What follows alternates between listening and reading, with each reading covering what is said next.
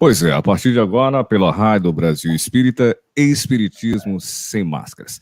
Você pode, a partir de agora, compartilhar a nossa live em diversas redes sociais da Rádio Brasil Espírita, através da fanpage, através do YouTube, através também do aplicativo da Rádio Brasil Espírita.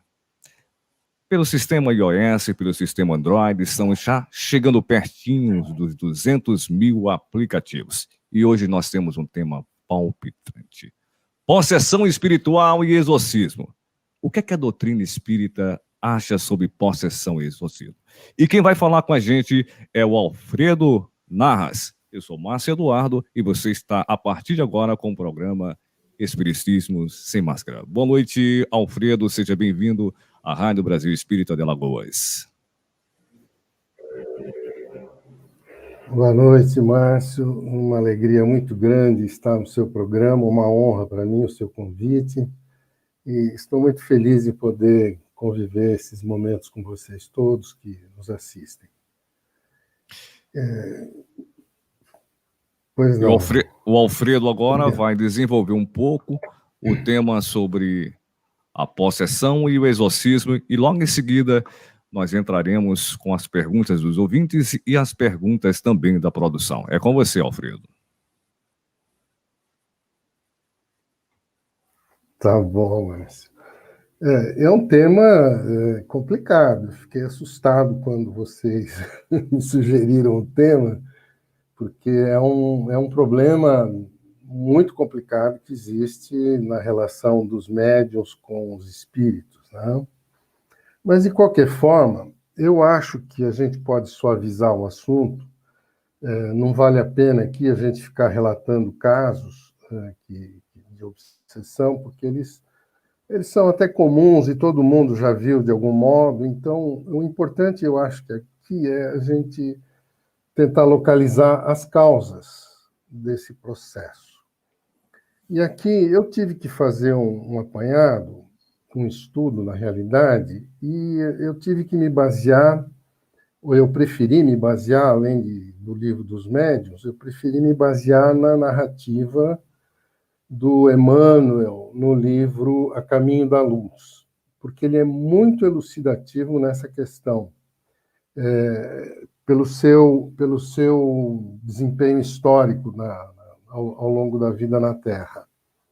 Então, eu preferi fazer uma perspectiva histórica dessa questão para que nós pudéssemos tentar compreender as causas, como é que isso começou, né? Da onde surge a questão da obsessão e, consequentemente, da possessão. E depois, no final, a gente tenta enveredar um pouco pelos tratamentos disponíveis para a gente poder chegar a alguma conclusão, talvez, né?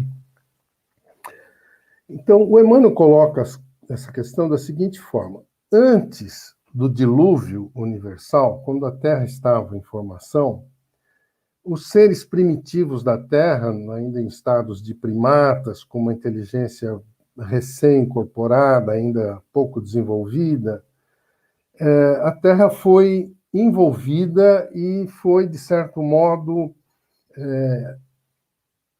contemplada com a presença de seres extraterrestres de outras civilizações que aqui aportaram e, de certo modo, escravizaram os primatas, de modo a que os primatas pudessem ser úteis aos interesses deles na mineração, nas coisas que interessavam para esses seres de fora levarem para os seus planetas de origem. Então, existe aí livros e tratados mostrando, através da própria geologia da Terra e da própria astronomia, as questões implicantes com isso, como ficaram na Terra resíduos dessa civilização e os templos, os próprios resquícios dessas civilizações. E o Zacarias Sitchin, por exemplo, tem um livro importantíssimo mostrando a vida de seres de um determinado planeta, que ele chamou de Nibiru, e que apareceram esses seres na Terra e escravizaram barbaramente os seres terrestres, coabitaram com as mulheres terrestres, interferiram no DNA do humano, e daí resultou um ser híbrido entre a natureza extraterrestre e aquela natureza terrestre. Depois disso, houve o dilúvio universal. O dilúvio eliminou todo esse apanhado de gente de fora que veio para a Terra. Praticamente foram extintas essas civilizações antigas, ficando apenas as suas ruínas à disposição dos geólogos estudarem como é que viveram essas civilizações. Nesse interregno veio, segundo Emmanuel, os capelinos exilados do sistema Capela para a Terra. E os capelinos prosseguiram no sistema também de escravização do ser humano, já resultante dessa composição híbrida do DNA, herdada das civilizações extraterrestres anteriores.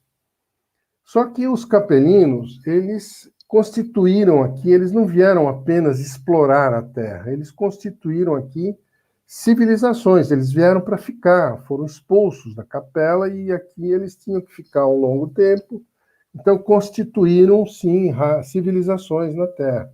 E aí que começa a civilização egípcia, a civilização hindu, a civilização indo-ariana e a indo-europeia.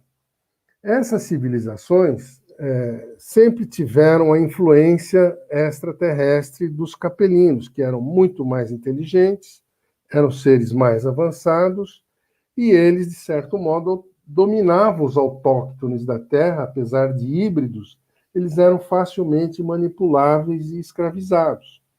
A gente percebe que, ao longo da história, a humanidade sempre teve escravidão, sempre teve guerras por dominação, por poder. Fez parte do histórico da humanidade, até pelo temperamento dos capelinos que vieram para cá.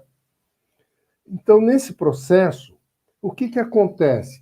Há em cada ser um espírito imortal, um espírito ainda incipiente, oriundo da própria evolução na Terra, e um espírito evoluído vindo junto com os seres da capela. Então, são espíritos gerados em épocas diferentes, por meios diferentes, em civilizações diferentes, convivendo com seres gerados de outra forma, numa civilização inferior, mais modesta, mais simples, mais ignorante, e naturalmente que essas civilizações mais avançadas contribuíram de alguma forma para o avanço das civilizações ainda primitivas, dos primatas, mas, ao mesmo tempo, também mantiveram sistemas de dominação, de violência, de agressão, de submissão.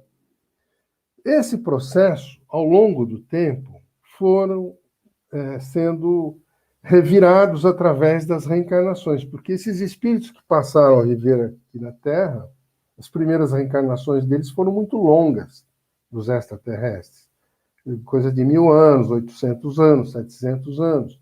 Mas depois, com o predomínio do Homo sapiens, que são seres de vida mais curta, a civilização ficou com um turnover de reencarnações muito mais rápido, de 60, 70 anos no máximo. E aí, no processo reencarnatório, o espírito que ficava no plano espiritual, esperando reencarnar, acabava influenciando, obsidiando ou se vingando do espírito que ficava encarnado. E aí é que surge o processo da obsessão. Um processo que foi oriundo da escravidão e que gerou processos de vingança, processos de insubmissão, de revolta, de rebeldia, de constituir governos ou raças paralelas, brigando com outras mais avançadas, e sempre uma civilização, uma raça tentando dominar a outra, e a Terra vem vivendo nesse processo ao longo da história. Agora, o processo de obsessão que se originou, ele teve vários graus de obsessão, né? Teve espíritos que se tornaram amigos, que se tornaram dependentes, teve espíritos que se tornaram simbióticos, espíritos que se tornaram também em termos de ódio em relação aos seres que os dominaram. Aí, na história, aparece Jesus. Jesus, então, ensinou a separar os espíritos obsessores dos espíritos que estavam contribuindo com a civilização. Então, Jesus começou a fazer aquilo que mais tarde o catolicismo transformou em exorcismo, que era Jesus se utilizava do seu poder magnético, da sua capacidade de produzir efeitos físicos, e separava os espíritos obsessores dos obsidiados, de forma que as pessoas ficavam donas do seu próprio corpo e podiam, então, se movimentar com uma certa responsabilidade pelos seus próprios atos, sem a interferência de obsessores ao seu lado ou de espíritos intervindo. Vem de Jesus para cá a conscientização espiritual do ser humano. E aí começam os espíritos a produzir sociedades no nosso plano espiritual inferior, aqui próximo da Terra, com cidades espirituais, para que eles tivessem onde ficar enquanto esperavam as suas oportunidades de reencarnar. Nosso lar surgiu de um processo semelhante. Espíritos desencarnados, na época do Brasil colônia, em Portugal, criaram o nosso lar, segundo a narrativa de André Luiz. Então, cidades espirituais criadas por espíritos que estavam vivendo há muitos milênios na própria Terra. Só que aí eles já estavam separados dos seres humanos. Então, tem uma coletividade espiritual independente da coletividade atuando fisicamente na Terra. E esse processo, a despeito disso, ainda tem remanescentes desses ódios, dessas vinganças, desses processos obsessivos, mas a gente tem que há de convir que esses processos obsessivos eles vêm se reduzindo ao longo do tempo à medida que há um certo acolhimento dos espíritos na espiritualidade terrestre. Então, dessa separação é que vem dando ao homem encarnado um grau de consciência da responsabilidade que ele tem de conduzir a civilização terrestre. E aí é que o homem se torna, então, autor do seu próprio destino e ele consegue construir a sociedade independente da influência espiritual. Essa construção que está em jogo é que faz com que nós todos estejamos sendo despertados, não mais por espíritos que nos influenciam, mas sim pelo despertar do nosso próprio espírito em relação à espiritualidade superior, não mais aos espíritos desencarnados, mas aos espíritos superiores, que orientam em plano maior a evolução não só da Terra, mas do próprio universo. Então, nós começamos, a partir do surgimento da doutrina espírita, esse despertar espiritual está nos mostrando que nós pertencemos a uma família de espíritos muito maior do que essa coletividade que está só aqui na Terra. A humanidade é muito maior do que o número de seres humanos que está temporariamente aprisionado, está lacrado aqui dentro da Terra, sem contato com o mundo externo.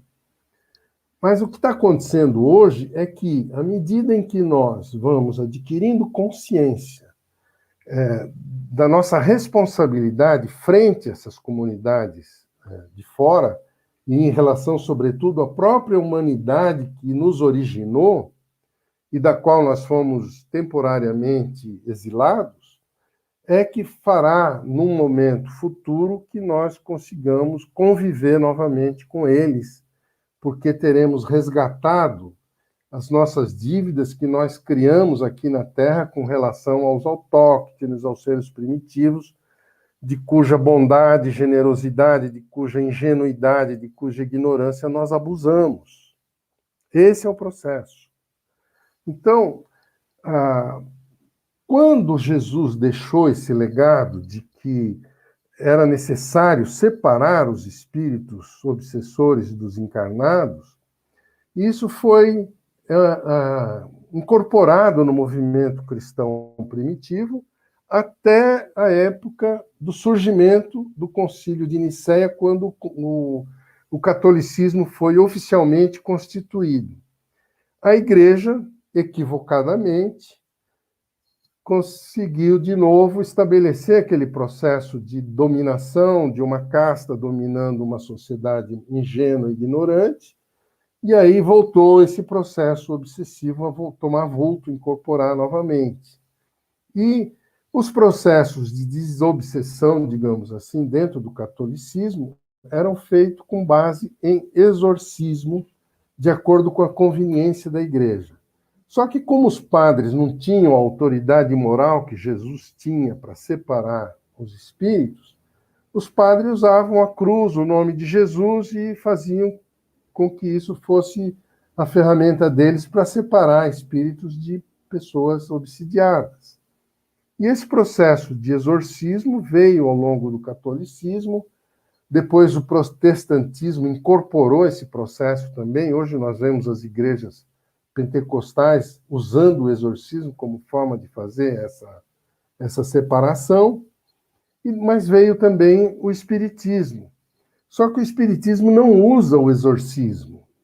O espiritismo, auxiliado pelos espíritos superiores, promove a separação de espíritos de seres encarnados através da educação, através do esclarecimento, através do desenvolvimento da mediunidade, da percepção dos espíritos e do tratamento separado de um para com o outro. De ver no espírito obsessor não mais uma simbiose consigo mesmo, mas alguém separado que precisa aprender conosco e nós aprendermos com eles, mantendo a individualidade. Então, esse é o estágio que nós estamos hoje. Então, nós estamos sendo preparados para um processo novo, no qual, provavelmente, a gente venha a ser incorporado à comunidade humana que está em outras esferas, em outros mundos, aguardando a nossa redenção, aguardando a nossa modificação em relação a esse processo de poder, de comando, de dominação e de exploração do semelhante pelo semelhante. Eu penso que esse é um resumozinho muito sintético, muito simples, aproveitando o pensamento de Emmanuel nessa questão. Agora, os médiuns de hoje, basicamente, todos trabalham com essa questão. Mas existe uma coletividade humana enorme que sofre essa influência sem perceber.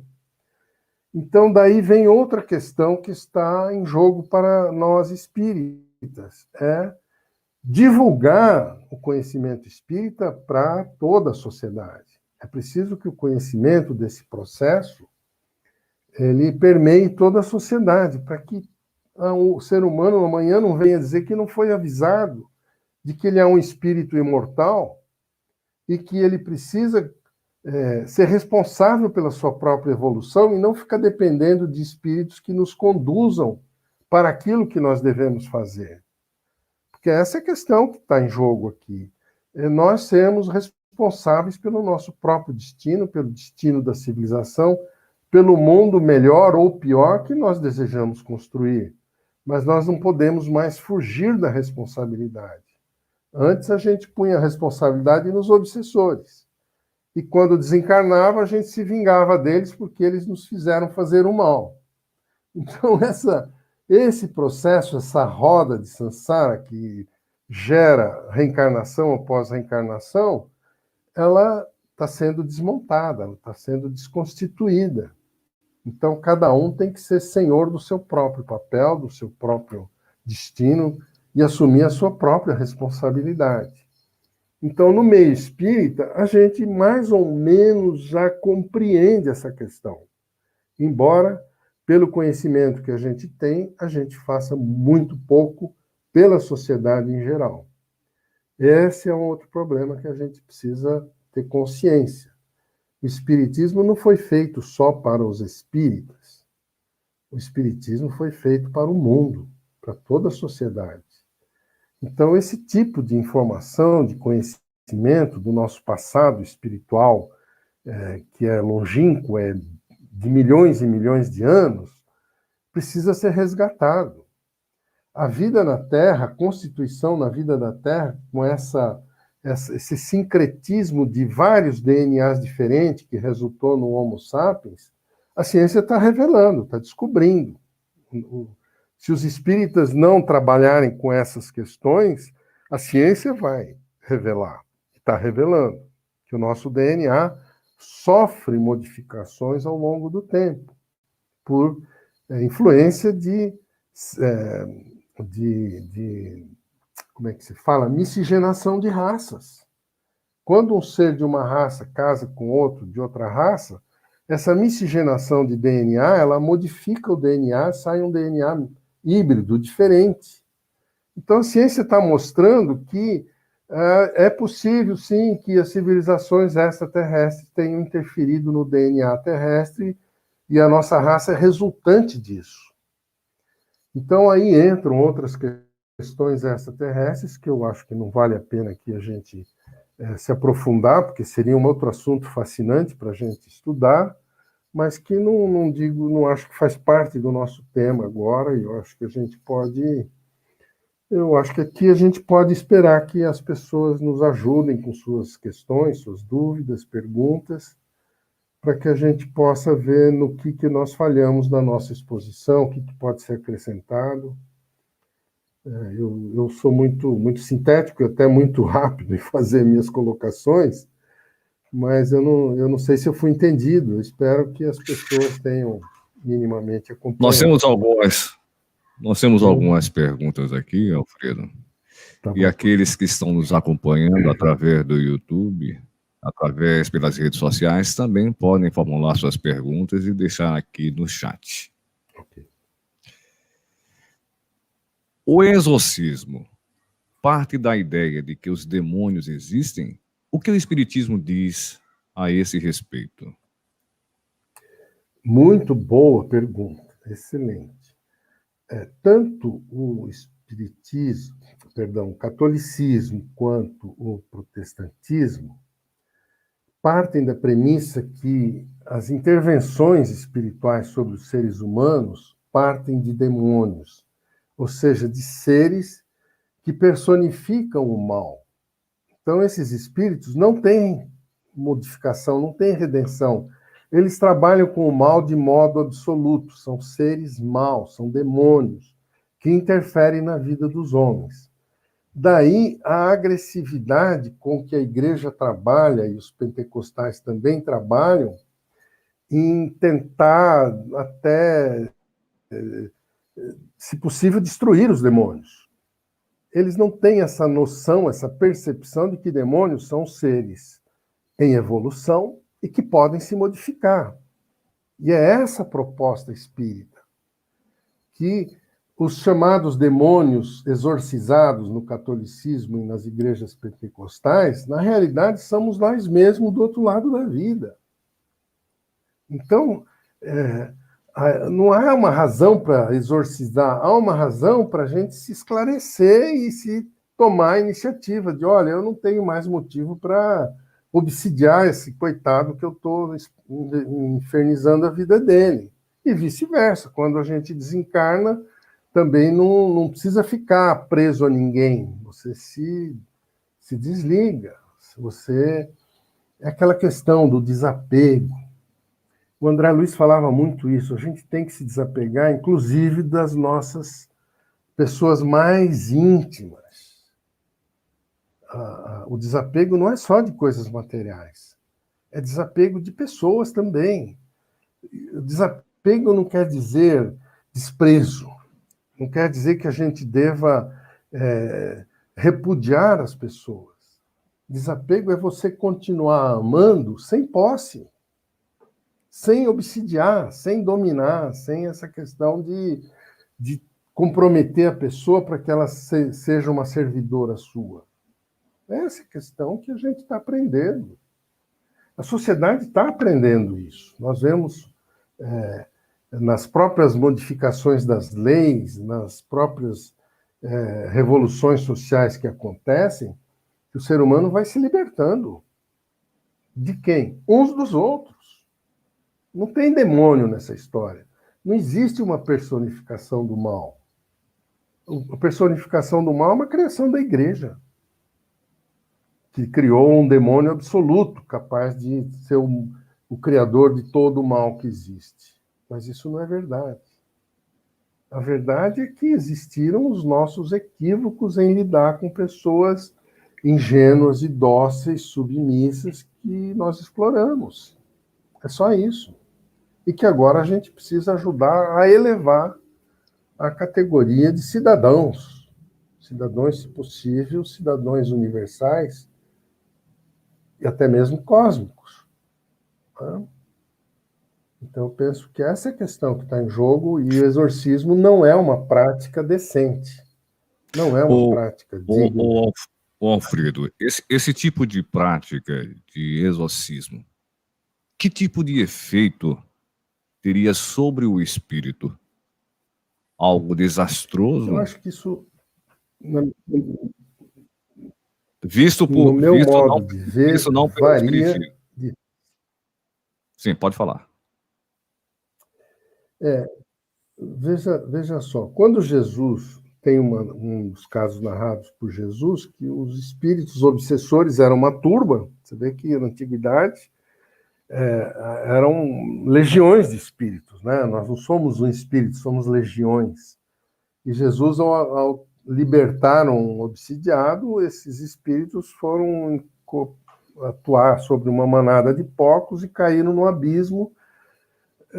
Qual é o sentido disso? Uma vez o Chico nos explicou essa questão do seguinte modo: por que os espíritos foram grudar, digamos, nos porcos? Porque esses espíritos estavam viciados no vampirismo sanguíneo do obsidiado. Então, ali era um processo de vampirismo. Então, como eles foram jogados aos porcos e os porcos caíram no abismo, chegou uma hora que não tinha mais sangue para eles vampirizarem, e aí esses espíritos tinham que se virar sozinhos. Tinham que aprender a andar sem obsidiado por baixo. E aquele obsidiado que Jesus salvou se despertou espiritualmente, compreendeu o que Jesus fez e passou a ter uma vida mais sóbria, mais serena, mais equilibrada. E, naturalmente, uma pessoa equilibrada está livre da obsessão. A obsessão atinge pessoas desequilibradas. A culpa não é só do obsessor. A culpa é também do médium que não sabe se situar diante da vida de uma forma equilibrada, de uma forma razoável, que evite esses excessos, vícios, abusos que enfraquecem o seu espírito.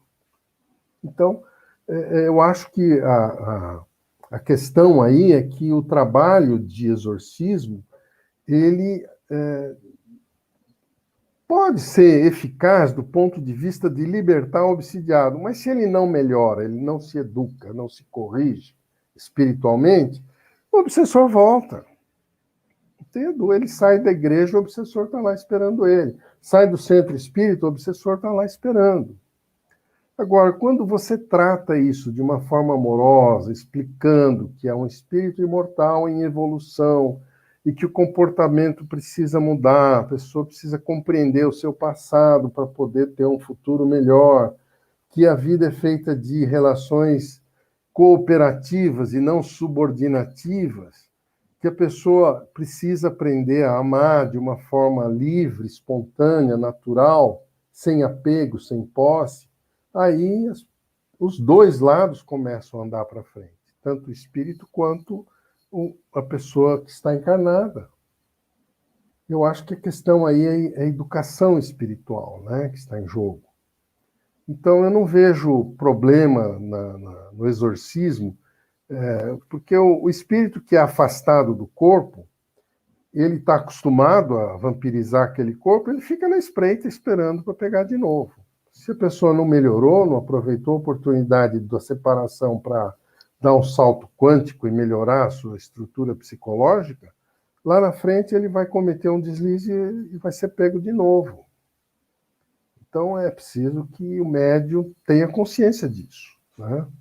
Aí ele, espera lá, eu não quero que isso aconteça de novo, então eu não vou mais usar droga, eu não vou mais brigar em casa, eu não vou mais me sentir tão abatido, enfraquecido, desanimado, com pensamentos tão negativos. E aí a pessoa começa a se reformular. Essa reformulação da pessoa, que a gente chama de reforma íntima, é que faz com que a pessoa fique livre da obsessão. E aí o obsessor ele tem que procurar noutra, até que ele mesmo se eduque. Como tem hoje recursos desses aparatos de cidades espirituais, prontos-socorros espirituais, essas pessoas, quando elas não têm mais onde se pegar, elas são levadas. Hoje nós sabemos que, isso é comunicação espiritual, as portas dos umbrais, das trevas, estão abertas. Os espíritos saíram todos de lá. E estão soltos aqui em torno de nós. Então pega um, faz matar o pai, o outro faz matar a mãe, o outro encarna e vira um bicho danado, o outro consegue encarnar ali e vira um político, um corrupto. Está todo mundo solto. O mundo está em ebulição, gente. Está em ebulição. Se não fosse polícia, instituições e coisas, seria pior. Agora, a gente espera que essas coisas vão se ajeitando, se ajeitem, né? E aí entra o papel das pessoas equilibradas. Aí entra o papel das pessoas esclarecidas. Que a gente tem que contribuir para que essa turba toda que saiu do umbral, saiu das trevas e está aqui conosco, receba algum tipo de contribuição, de conhecimento, de informação para que se melhorem. E hoje você vê, a espiritualidade tem meios de agir. Eu estava até brincando com os amigos da federação, essa epidemia que veio, essa pandemia, né? Por efeito colateral de uma coisa terrível, acabou tirando os espíritas de dentro do centro. Está todo mundo na net. Todo mundo, de alguma forma, levando a doutrina para o espaço, para a rede, enfim. E isso é um efeito colateral benigno de uma coisa terrível.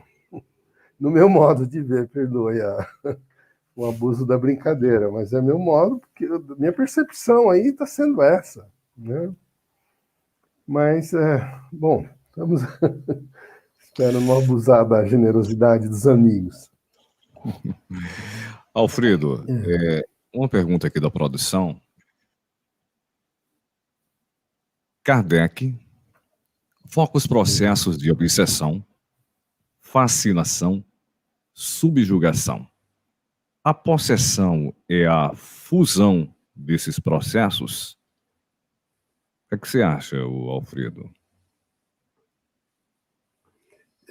Eu estudei muito Kardec, mas eu penso que o que o Kardec fez no Livro dos Médiuns foi, primeiro, classificar os médiuns, né?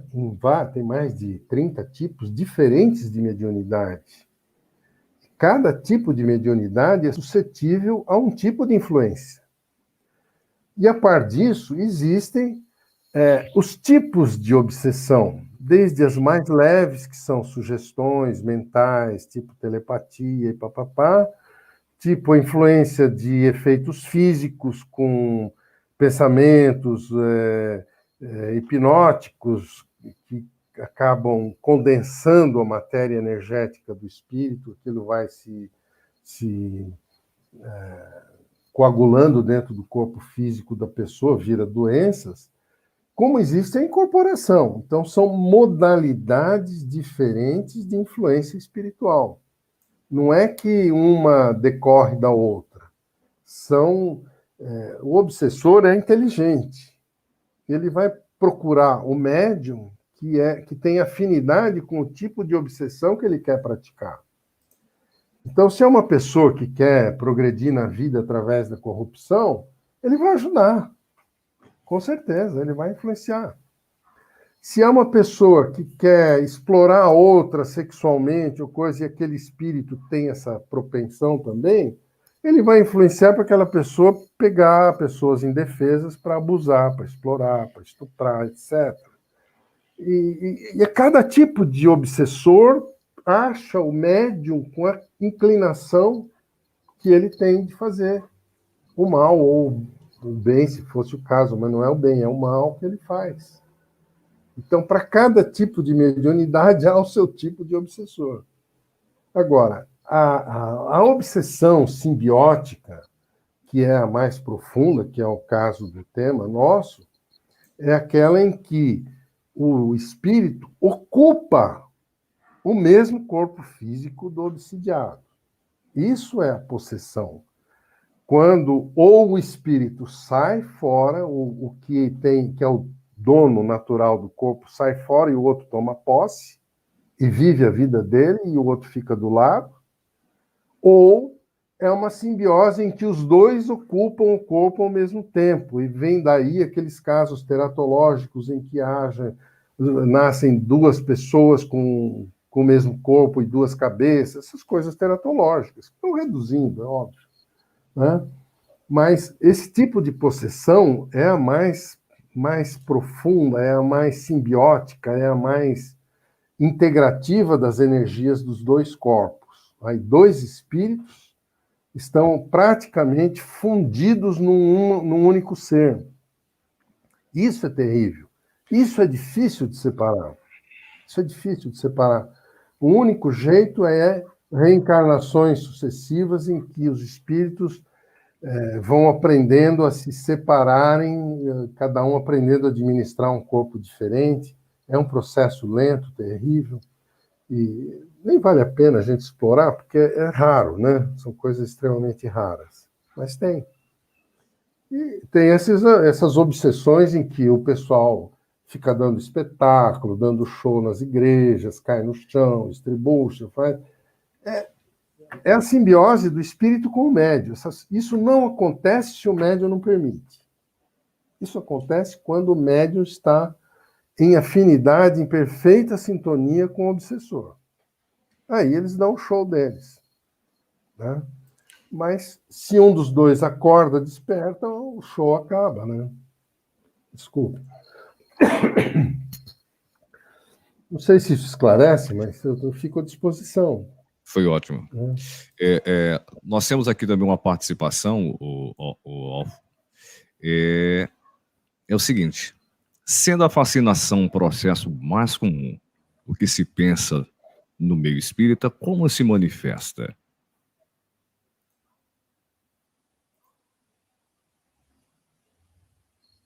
Desculpa, Márcio. Não estou ouvindo, perdoe. Alô? Alô, tá escutando? Agora sim. Então vamos lá. Uhum. Por favor. Sendo a fascinação um processo mais comum do que se pensa no meio espírita, como se manifesta? Olha, é uma questão delicada, né? Também faz parte desse processo entre obsessor e obsidiado. Perdão. O que acontece? Geralmente, a pessoa é fascinada por um atributo de outra pessoa. Ou é a inteligência, ou é a beleza física, ou é uma riqueza, o poder, ou é algum... Geralmente é um atributo que a pessoa não tem. Então, essa ansiedade, essa necessidade de ter aquele atributo também, faz com que a pessoa fique fascinada pela outra, para ver como que ela fez para ser do jeito que ela é. Como é que ela consegue ser daquele jeito e eu não? Então, como é que eu adquiro aquele atributo pelo qual eu sou fascinado? Então, a fascinação é uma busca do espírito por uma faculdade, por uma capacidade, por um recurso, por um atributo que ele não tem, mas que ele acha no outro e quer obter. Então, ou ele busca obsidiar o outro para obter, ou ele procura destruir o outro para conseguir aquilo, ou ele ele se cola, ele se liga de uma maneira tal que ele não consegue se desligar do outro, mas a busca é pelo atributo. Se ele consegue aquele atributo, ele se liberta. Então, é uma questão, a fascinação é uma questão terrível de submissão de alguém que não sabe o próprio valor, de baixa autoestima, de incapacidade intelectual de raciocinar por si mesmo, de encontrar suas próprias respostas.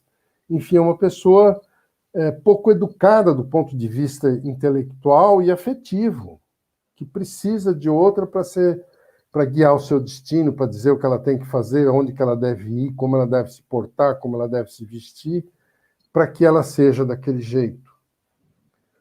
Infelizmente, grande parte da humanidade, até hoje, precisa de modelos. Né? O próprio Espiritismo tem como modelo Jesus. Mas as pessoas comuns têm como modelo o prefeito, o político, o deputado, o milionário ou o cara da favela, que é o líder do tráfico, o sequestrador, o dono do poder. Nós sempre procuramos alguém que tenha mais poder do que a gente, porque a gente quer ter também aquele poder. Então a gente se deixa guiar, acreditando que um dia vai ter aquele poder também. Esse é o grande problema nosso. Nós precisamos de guru, de médium, de guia, de orientação daqui, orientação dali. Tal entidade me orientou espiritualmente, tal entidade me guia melhor, tal entidade tem um médium fabuloso, tal entidade tem um trabalho de uma força incrível, tal energia. Nós não precisamos nada disso. Nós somos seres íntegros. Cada um de nós é dono de si mesmo, se souber administrar a sua própria personalidade. E a gente tem que aprender isso. A viver sem guru, viver sem guia, viver sem poder, viver sem precisar dos outros, sem precisar explorar ninguém, a viver do próprio trabalho. Essa pandemia ensinou a gente a viver com pouco. Né? E nós estamos... A vida vai reciclando, vai ensinando cada vez coisas mais novas, cada vez coisas melhores para a gente. Para que tanta ostentação, tanto poder, tanta riqueza, tanto dinheiro, o carro mais novo, o celular mais moderno, a casa mais bonita? Tudo isso é supérfluo. A gente precisa, sim, conquistar as coisas honestamente. Tudo que a gente conseguir honestamente é direito nosso, é obrigação. Agora, ter que viver às custas dos outros, ou lesar alguém para ter alguma coisa, você está se prejudicando. Ninguém prejudica o outro sem se prejudicar. Né? Então, essa que é a questão. A gente tem que ter sabedoria para viver. Né? Não é fácil, não é simples. Ainda é mais cômodo seguir um guru. Né? Alguém que nos guie. Mas não é bom, não é legal. A gente não se realiza. Você está no programa Espiritismo Sem Máscaras. Eu estou recebendo o Alfredo Narra, de São Paulo, e você pode participar com a gente interagindo através da nossa rede social no chat. Nós acabamos de receber agora 2 perguntas também da Ioiô Jatobá, que é apresentadora da Rádio Brasil Espírita também, e da Leão Paz. Professor, ainda há pouco soube que o Papa Francisco autorizou um curso de exorcismo em Mogi das Cruzes para 250 padres. O que o senhor pensa nisso? Eu acho que a igreja ela tem por premissa básica manter a autoridade dela. O exorcismo é uma manifestação de autoridade, de poder. Não é o caminho certo para você educar uma alma que está sofrendo, que está necessitada. Mas a igreja tem essa propensão a ser hegemônica e dominar o mundo. Então, ela está no papel dela que siga quem quiser. Mas que não é um bom caminho, não é. Eu creio que, nesse sentido, o Espiritismo tem muito mais a contribuir na medida que tem os seus livros, as suas escolas, os seus médiuns, os seus trabalhadores educados para servir, para dar de si, para amar, sem exigir nada em troca. Então, acho que são dois tipos de tratamentos diferentes que estão à disposição das pessoas. Pode a igreja se submeter a um tratamento de exorcismo, que pode eventualmente funcionar, mas é temporário. Se a pessoa não se educa, ela volta. Enquanto que dentro de um trabalho espiritual, a perspectiva, a possibilidade da pessoa encontrar um caminho por si mesma melhor é mais convincente, eu penso. Não é. Cada um sabe de si, mas a gente que conhece a natureza humana sabe que cada um busca aquilo que é mais fácil para ele, né? Isso que complica tudo. Eu vou tentar ler aqui essa pergunta aqui da Leão Paz, que participa com a gente e interage através do chat do YouTube da Rádio Brasil Espírita. Quando a pessoa bebe e no meio ela diz que esquece, os outros dizem... Eu não estou entendendo bem a pergunta aqui, como está sendo formulada aqui, o Alfredo. Você está entendendo aí? Estou vendo, estou lendo aqui, né?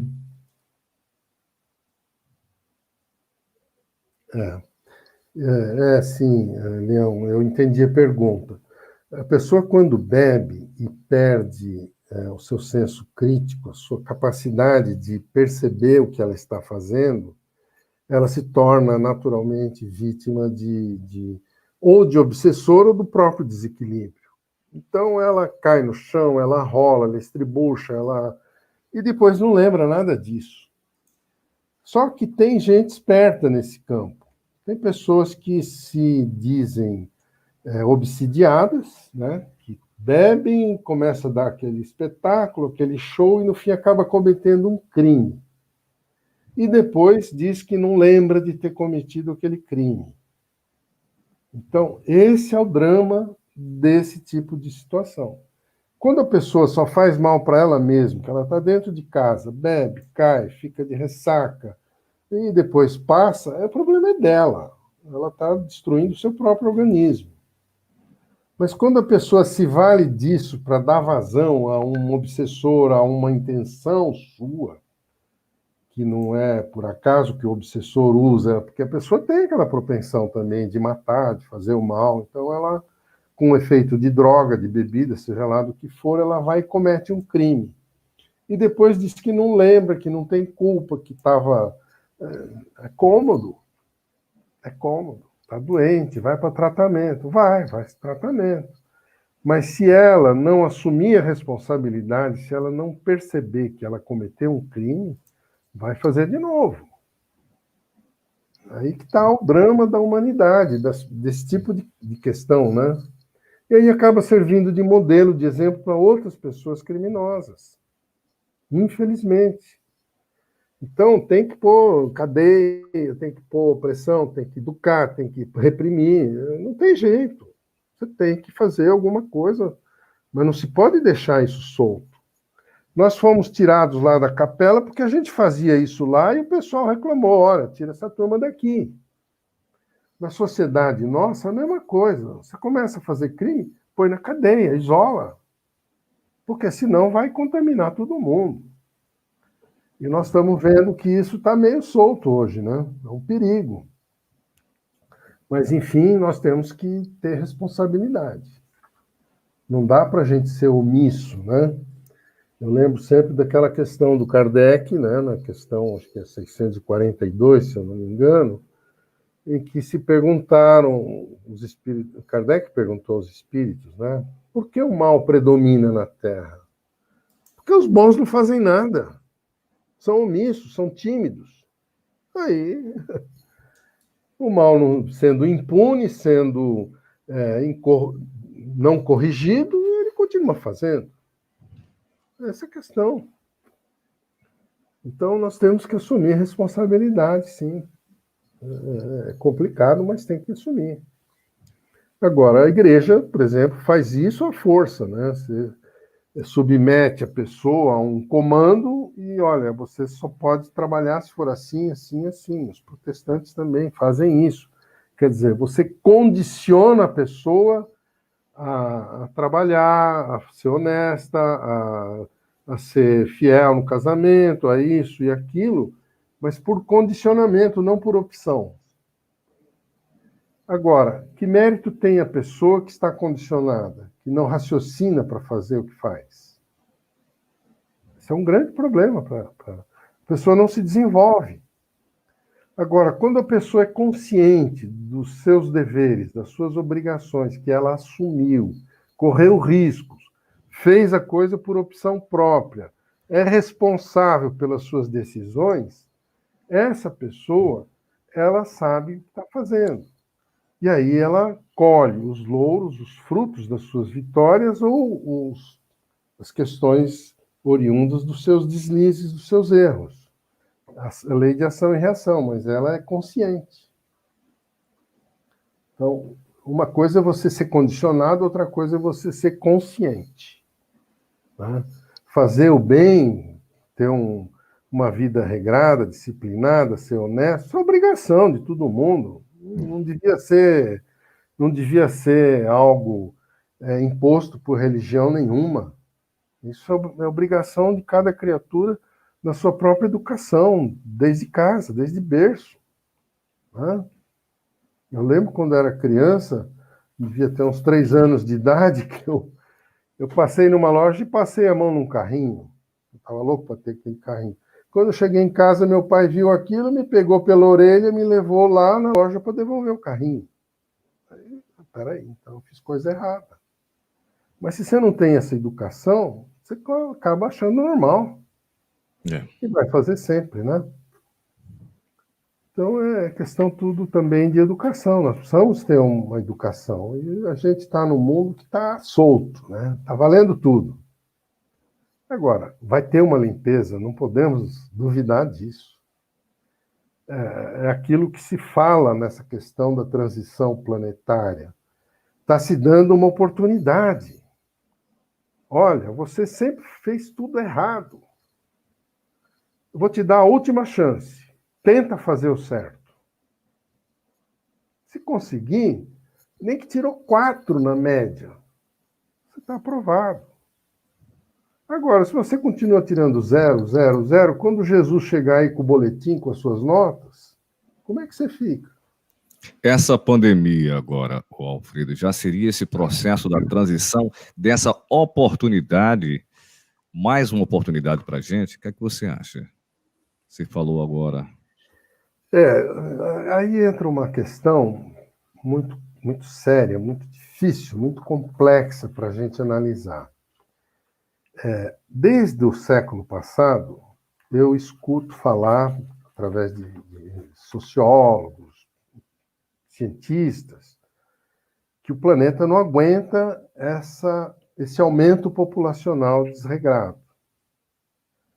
Então, tinha que haver uma política de limitação de filhos de uma sociedade. Só que isso tem um efeito colateral sério, que é envelhecimento gradativo da população. Então, você vai tendo cada vez pessoas mais velhas com menos jovens. Então, administrar esse processo é algo muito complicado. Os governantes, digamos, materialistas, que partem da premissa que morreu, acabou, não tem espírito envolvido na questão, não tem continuidade da vida envolvida na questão, matar ou morrer é uma questão só de oportunidade, não é nada. Então, vamos dizimar a população. Aí surgiram, primeiro se faziam isso através das guerras. Vamos fazer guerra e vai matar metade de 1/3 da população da Europa, a população da Europa para de crescer, acaba a doença, acaba isso, acaba aquilo, todo mundo vive melhor. São políticas de governo isso.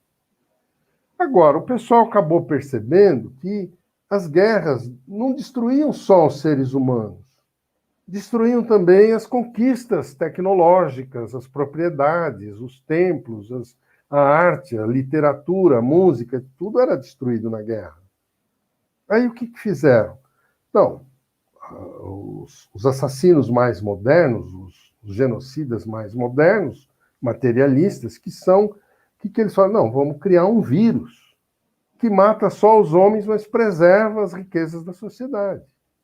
É isso que estão fazendo. Procurando encontrar um vírus dizimador que tira pessoal de campo, mas deixa a riqueza cultural. Então, nós estamos nesse processo. Agora, se isso é certo ou errado, nós não sabemos avaliar por que Deus permite isso, por que a espiritualidade não breca isso, qual é o papel dos espíritos em administrar esse processo, qual é o papel que cada um de nós tem que desempenhar nesse processo. É um problema complicadíssimo, gente. A gente vê, de um lado, a necessidade de ter um equilíbrio populacional, para o planeta se desenvolver de uma maneira equilibrada, e, de outro lado, essa necessidade de diminuir a população.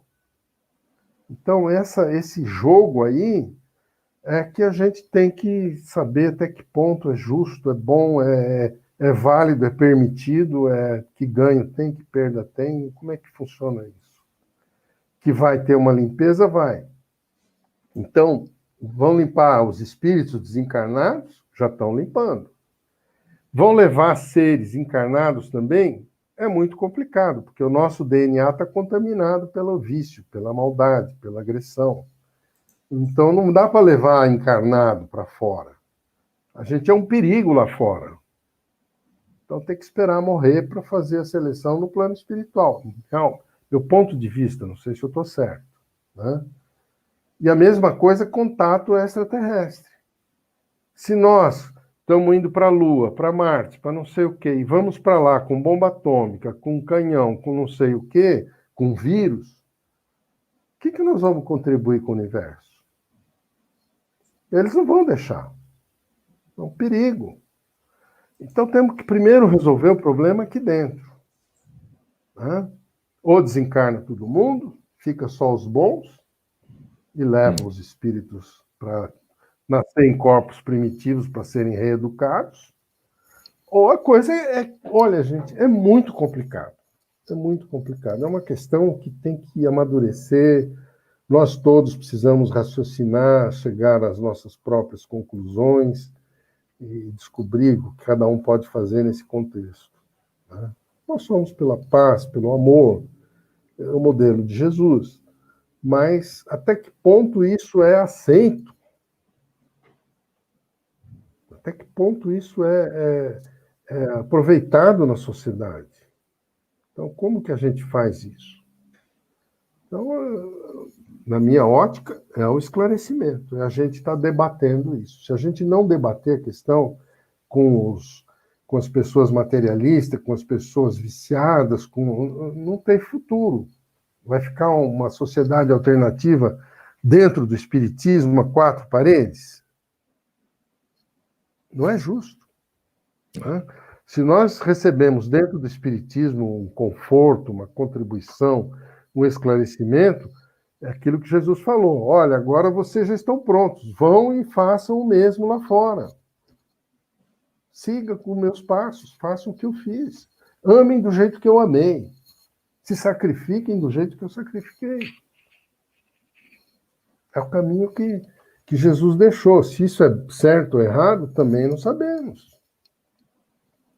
Morreu muita gente no circo, nas guerras religiosas, etc., em nome de Jesus. É verdade, guerra santa.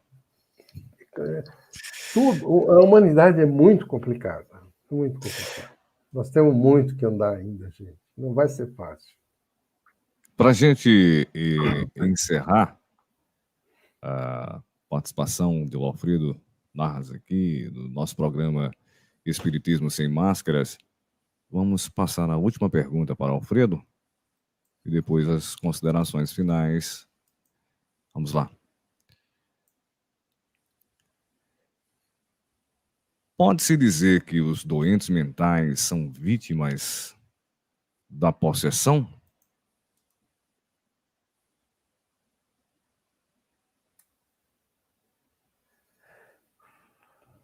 Nem sempre, viu?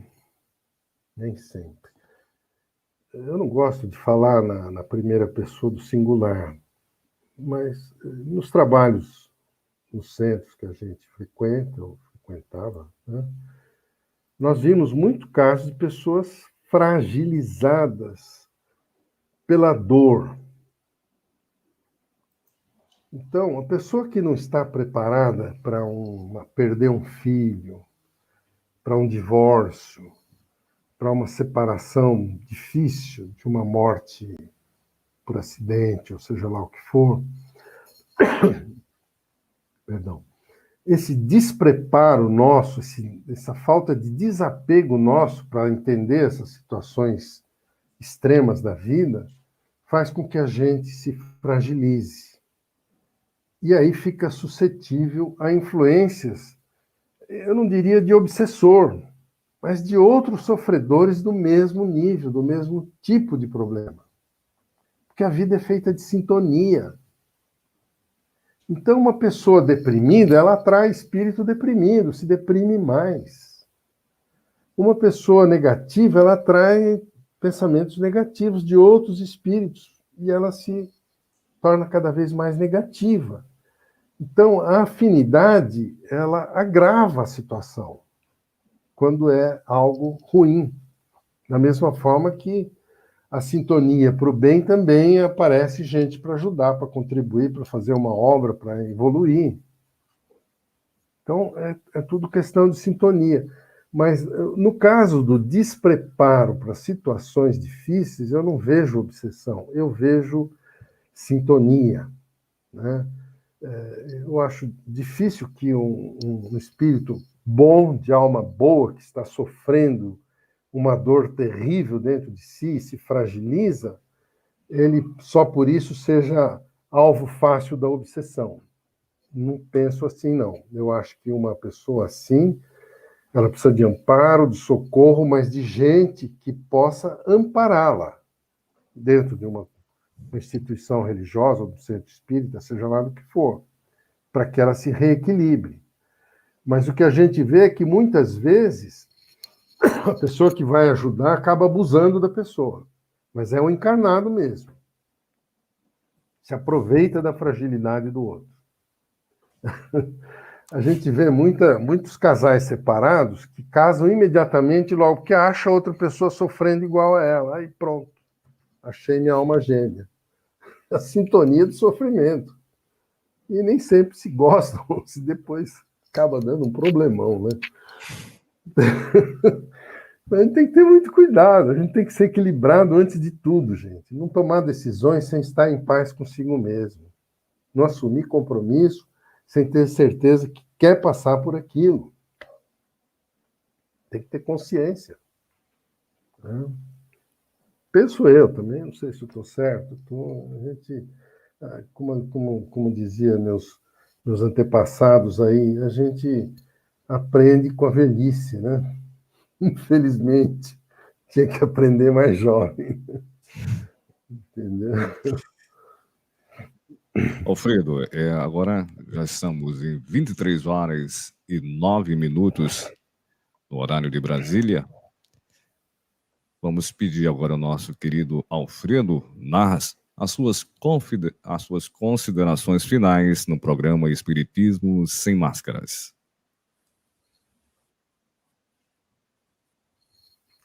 Márcio, eu estou muito feliz de estar com você, com seus ouvintes, com seus espectadores. É uma honra para mim muito grande. Fiquei muito feliz com o convite.